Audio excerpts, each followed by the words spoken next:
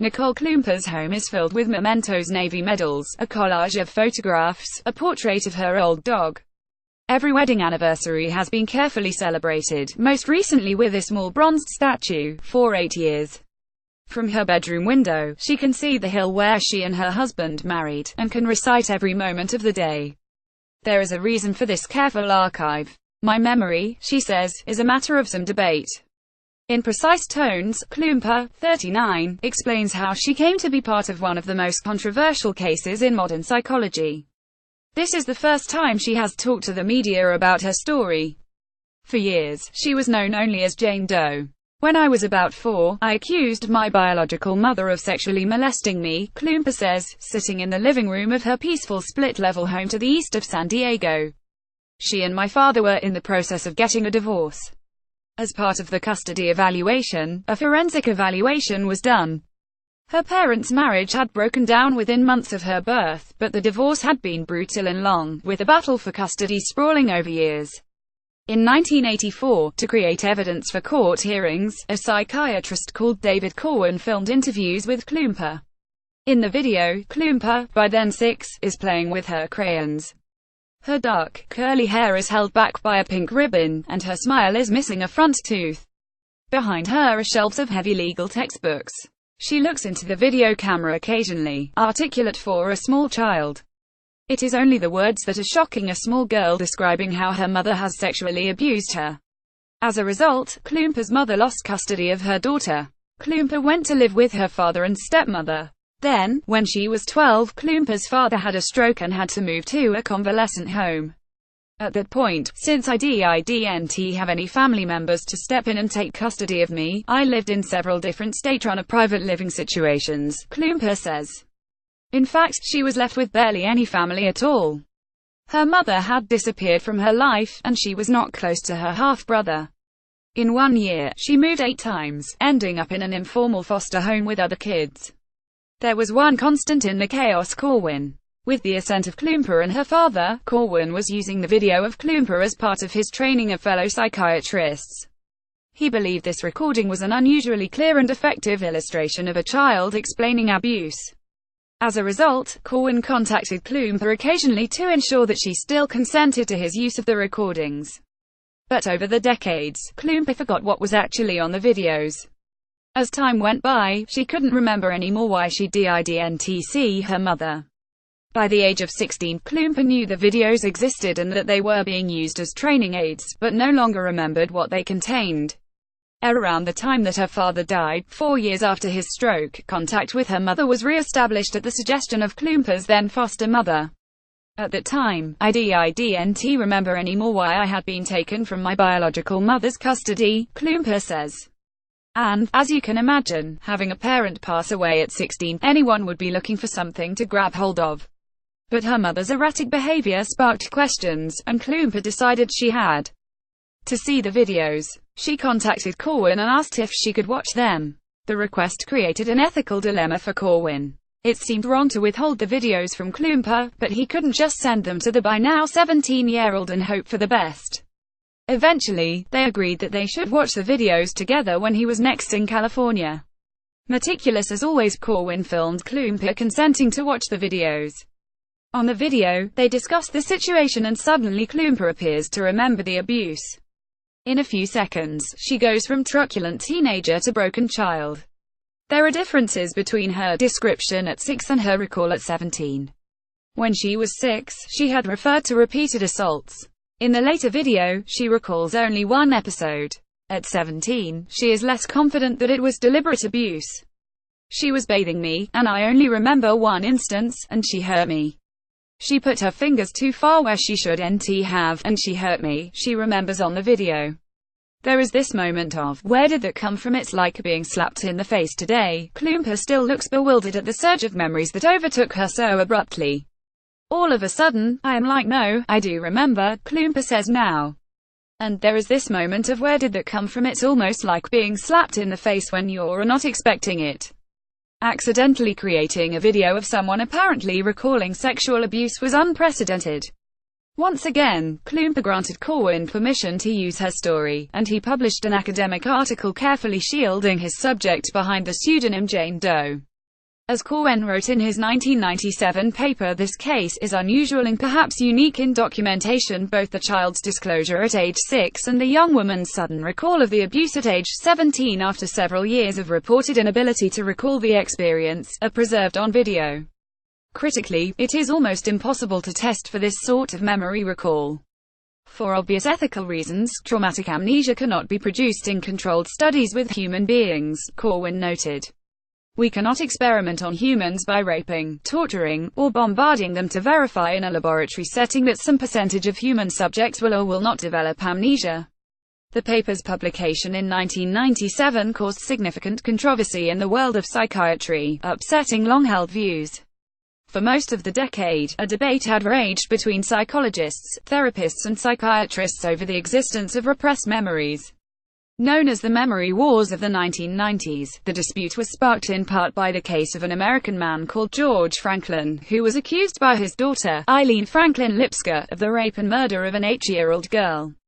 Franklin Lipsker's childhood friend, Susan Nason, had been killed in 1969, and 20 years later, in 1989, she claimed to recover memories of her father's alleged crime. Despite having no recall of this for 2 decades, she insisted she was reminded of the killing when she looked at her own young daughter. Psychiatrist David Corwin, who filmed Klumper aged 6 and 17. Franklin was the first man to be jailed on the basis of a recovered memory, despite always insisting he was innocent. He was sentenced to life in jail in 1990, with the judge condemning the former firefighter as wicked and depraved. There followed a number of high-profile cases that seemed to support those psychiatrists who believed it was possible for children to recover memories of abuse years later. Others, however, including Professor Elizabeth Loftus, who testified on Franklin's behalf, argued that there was no scientific evidence to support these memories. In 1996, amid doubts over his daughter's testimony, Franklin was exonerated. Now, a year later, along came Corwin with what seemed to be video evidence supporting the existence of repressed memories. For Klumper, the second interview with Corwin had been an attempt to put the past behind her. She cut off contact with her mother and signed up for the U.S. Navy. She rose rapidly to become a helicopter pilot, a job that demanded extensive technical skills. The Navy provided me with a structure I desperately needed, she says. And because I had a very, very difficult job to do, and because that job required that I compartmentalize these things that had happened to me, those were the times that I was given respite from the anger. I just thought this was very fishy. And the records began to convince me this mother was innocent. It was tragic. She operated from the naval base on Coronado Island, just off San Diego, and flew her helicopter for hundreds of hours over the course of her career. She was part of a counter-narcotics force off South America, and the search and rescue efforts after Hurricane Katrina, hovering over the flooded houses of New Orleans during the desperate hunt for survivors. In one house, a little girl wouldn't leave without her cat, she remembers. We took the cat. She took pride in her job. The Navy was exciting. It gave me an identity when I was sorely lacking one. It was a good scaffold for rebuilding my life. But one day, she started hearing rumors of an investigation into her past. Inexplicably, a private investigator had turned up on the doorsteps of old friends. As he left, he said, "Oh, tell Nicole that she needs to put air in her left front tire." My car was parked up front, so he knew which car was mine. It was a sickening feeling, to know there was someone watching. A woman approached Klumper's half-brother, stepmother and biological mother, asking for details about Klumper's life. The same woman had apparently approached Klumper's foster mother, claiming to be Corwin's boss. Thinking that she was talking to someone Klumper knew and trusted, her foster mother spoke for several hours about Klumper's teenage years, saying that she sneaked out to meet boys and drink alcohol. Klumper's biological mother, meanwhile, apparently told the woman that when she had tried to leave her husband, he had threatened her, saying that he would take Jane away from her and destroy her life. She also said that Klumper's father drank scotch in the way most people drink water. Klumper, who adored her father, insists this was simply not true. At first, Klumper couldn't understand why anyone would be taking such an interest in her life. Then she realized it had to be something to do with Jane Doe. Sitting in her office in the University of California, Irvine, Loftus speaks with the confidence of a woman at the end of a long and distinguished career. A photograph of her with Bill Clinton sits on the bookline shelves. The only jarring note is a gun target pinned to the wall, complete with bullet holes. Now 72, Loftus studied for her first degree at UCLA and for her doctorate in psychology at Stanford. She worked her way up to a senior role at the University of Washington, before moving, in 2002, to Irvine. Along the way, Loftus has carried out groundbreaking research into memory. Her famous Lost in the Mall study, in 1995, showed that if people were told they were lost in a shopping mall as a young child, many would subsequently remember the experience, and even embroider the memory.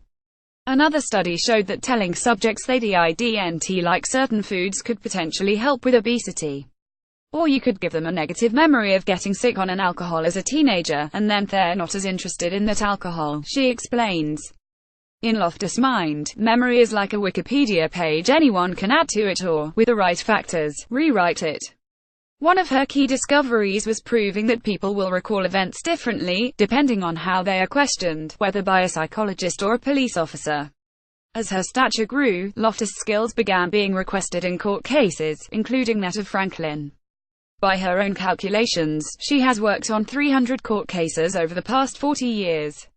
It is a career that is both high-profile and lucrative. And it has put Loftus in the spotlight. The gun target on the wall comes from a time during the memory wars when she was getting so many threats, she decided she should learn to shoot. These people, the repressed memory therapists, some of them, and the patients that they persuaded, they fight dirty, she says. But through it all, she has remained unconvinced by the science behind repressed memories. There is no credible evidence for it, she says, firmly. Someday, we may be able to find it. But that you take this chunk of traumatic feelings and wall it off, and it resides there in some pristine form, it leaks and makes you do bad things and have symptoms, and you need to peel away this layer of repression. No.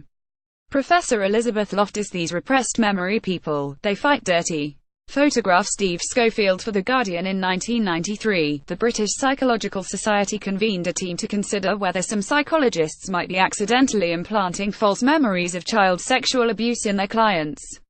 The following year, Loftus published one of her best-known books, The Myth of Repressed Memory. Once she started looking at Klump's case more closely, she became convinced that her mother had been falsely accused. I just thought this was very fishy, she says. I was able to find the identity of Jane Doe. And once I could find the name, I could get into the divorce file, and find the records that began to convince me this mother was innocent.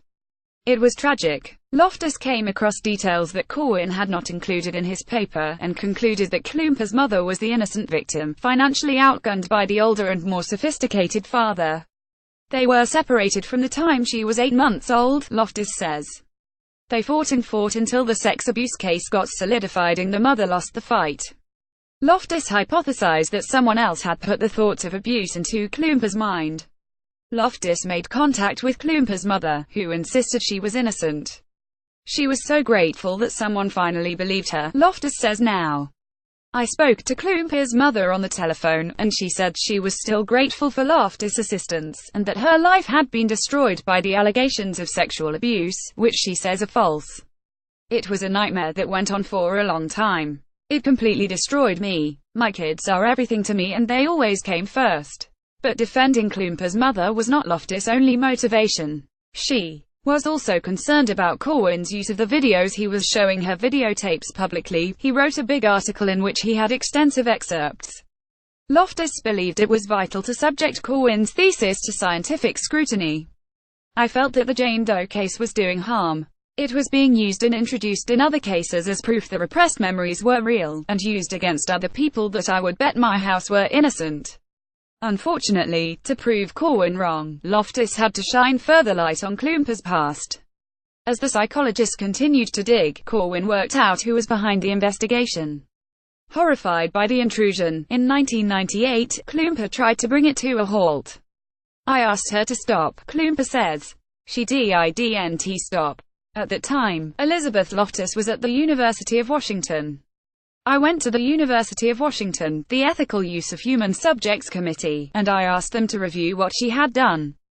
The University of Washington put Loftus under investigation, but she was cleared of any wrongdoing. She left the university, but continued to investigate the case. In 2002, now at Irvine, she published an article. I lost the ability to trust.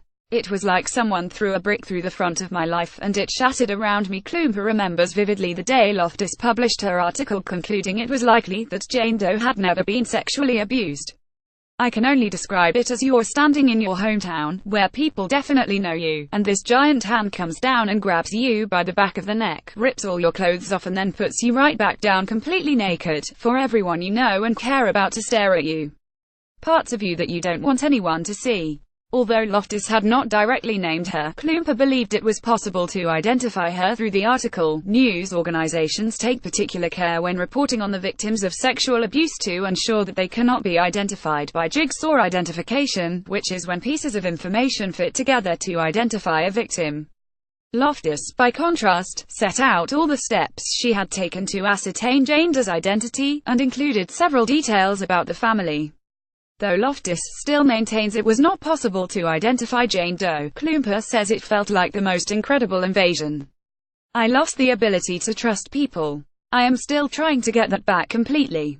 It was like someone threw a brick through the front of my life, and it shattered around me. In approaching her biological mother, stepmother and foster mother, Klumper felt that Loftus had targeted the three women in her life who should have been protecting her. Furious, she approached the American Psychological Association, but Loftus had resigned from the organization, so there was no recourse there. Klumper decided to sue. The suit went through 2 rounds of court. Several of her claims were struck out, but it was decided that the court could examine the argument that Loftus had misrepresented herself when talking to Klumper's foster mother. Loftus insists that she did not misrepresent herself, but the two sides ended up settling, with Loftus Insurance making a small payout. However, under California's anti-SLAPP laws, strategic lawsuit against public participation, to stop groundless lawsuits, and because several of her claims were struck out, Klumper was hit with $250,000 in legal costs. Today, Loftus says she regrets the financial crisis that engulfed Klumper. I had a phone conversation when I tried to warn her. She may not remember that part of the conversation. The costs were unpayable for Klumper, and her Navy advisors recommended that she declare bankruptcy. That meant leaving the Navy. Once again, Klumper found her life collapsing. Even now, 2 decades later, Corwin is horrified by the sequence of events unleashed by his report into the Jane Doe case. Speaking from the University of Utah, where he now works, Corwin says he was extremely careful only to report the bare facts. I wasn't an extremist in the memory wars, he says. I am a forensic child psychiatrist and I have seen all kinds of different cases. We never use the words repressed memory. We tried to describe the phenomenon objectively, without theoretical implications. Before publishing the paper, and with Klumper's consent, he invited people from across the spectrum to review the videos, including people who had a lot of skepticism about whether this was even possible. We didn't attempt to slant it. We thought it was useful at the time just to illustrate that this in fact happened. He always recognized the conflicts in treating a 6-year-old as evidence, but points out that from Sigmund Freud onwards, psychiatry has depended on case reports. You couldn't plan it. It just happened, Corwin says. The main concern here is, what does this mean for science? What does it mean for publication? Case reports have been a cornerstone of the evolution of medical and psychiatric knowledge and development. He is worried that what happened to Klumper has affected their use. From the scientist's professional perspective, there are probably some who are more wary of publishing case reports because of fear. He says he remains confused by Loftus' actions. She phoned me to tell me it was about to be published, and by then it was too late to do anything, he says carefully. Then I read it, and in my view there were many inaccuracies. He remains close to Klumper, speaking to her regularly. For her part, she is now able to laugh at the psychiatrist's guilt. I've said to him in all seriousness, Dave, you've got to let it go. And I don't know if he can. She believes it was the detail of Corwin's science, and the publicity it received, that motivated Loftus, that if she couldn't question the science, she had to throw doubt over his subject. In my opinion, she did it because she was starting to get questions about the Jane Doe case when she was testifying as an expert witness, and it was starting to be problematic for her, Klumper says. I think it was affecting her livelihood. Meanwhile, Klumper was bankrupt and unemployed. The Navy, with its sense of belonging and achievement, was gone. I was angry, she says. I spent a number of years being angry. Salvation came from an unexpected direction. Despite the trauma, Klumper had been inspired by her interaction with a psychiatrist. What I remembered of David Corwin was that he was somebody who just wanted to hear what I had to say. Because, in a divorce situation, both parents have their own agenda. But I distinctly remember, even at 5 years old, that Dave Corwin was only interested in what I had to say. I wanted to do what he did. So Klumper started again. She trained as a psychologist, and today works at a non-profit healthcare center in Linda Vista, San Diego.